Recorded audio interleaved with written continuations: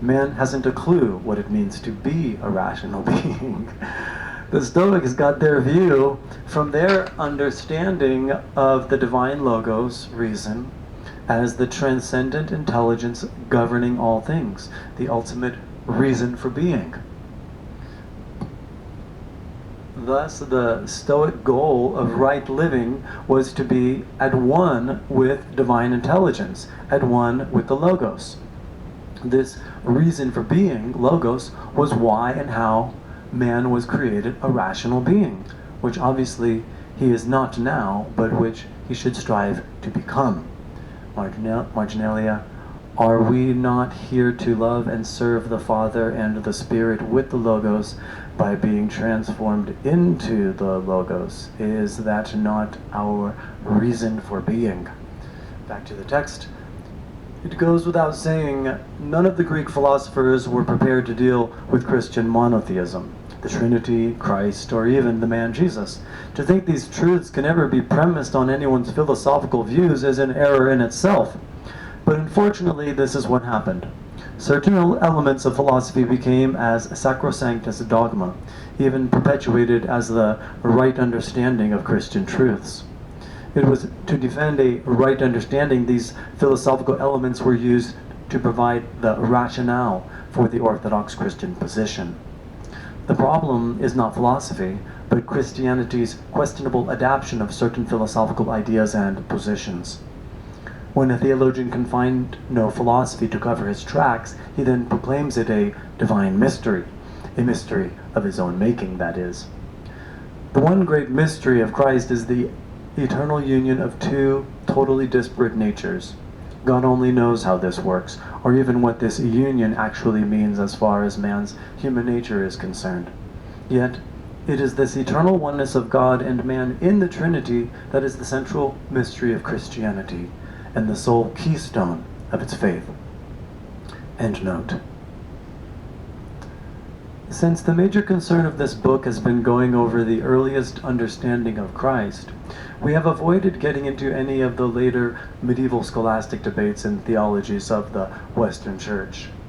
The purpose of this chapter was to point out some of the relevant aspects of the philosophical milieu in which Christianity was born, and the educated mindset of its times. Though it has been many years since I went over the works of Duns Scotus, 1266 to 1308, it is my view that of all the medieval scholastics, he was closer to the early fathers' understanding of Christ than those who came after them. What is particularly unique about Scotus is that he never bought into the present-day dogmatic Aristotelian view of man, nor did he buy Plato's view. Where for Plato, matter is the cause of individuation, what makes something an individual being. For Aristotle, and basically Aquinas, the soul was the cause of individuation, responsible for individual being. Scotus, however, had an entirely different view. For Scotus, a, quote, universal is only an intellectual abstraction, whereas what is real is the commonality of what is one in the many. Marginalia, DNA. Back to the text.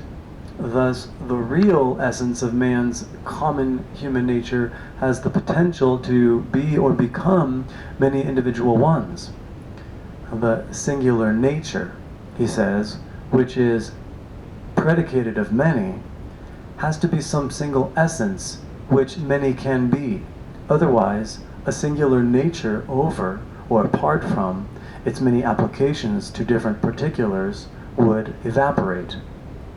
In other words, were it not for man's common human nature, there could be no particulars, individuals, or persons. They would simply evaporate because they had no reality at all. Scotus is only affirming that real being is not the individual, but what is common in many individuals, essence, that is. Scotus is just putting the horse, reality of essence, before the cart, individuality or particularity. He said the essence, real nature, of man has the potential to become an individual. Thus, individuation is the actualization of nature's potential. An individual is a mode or actuality of the essence, but the individual is not itself the real essence of being. While he holds this actualization does not change the essence, he holds the essence is more real than the individual, and the individual less real than the essence. Needless to say, this was like throwing a bomb on the scholastics and Aquinas' notion that only an embodied individual was real being, the true essence of human nature. What Scotus is pointing out, however, is the same as Cyril. Quote, "The Logos did not assume some particular human being, individual, but man's common human nature, yet a nature that appeared, was seen, in one individual." End quote. So which came first, the essence of man or an individual man? Scotus is just pointing out the view of all the early fathers. Essence is prior to the individual. Scotus pulls the rug out from under the scholastic notion that only the individual man Jesus was the essence of God's human nature, and hence only he, the individual man Jesus, was Christ. But if an individual is the essence of man, then God's uniting itself to the individual essence of mankind would mean every individual is Christ, innumerable Christs, that is. Were this the case, the one real Christ evaporates. The essential reality of mankind is no one individual, or any individual. That Scotus's essence, commonality of human nature, is prior to the individual, is certainly the prescribed understanding of Christ that this book, The Real Christ, espouses. So if anyone thinks this understanding of Christ is off the beat of Christian theology, they need only study Blessed Duns Scotus.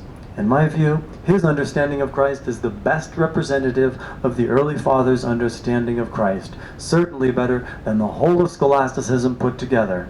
It was a bleak day when Aquinas, instead of Scotus, was declared the official theologian of the Western Church. This was another wrong turn, one that is ended, just as Aquinas said, as so much straw.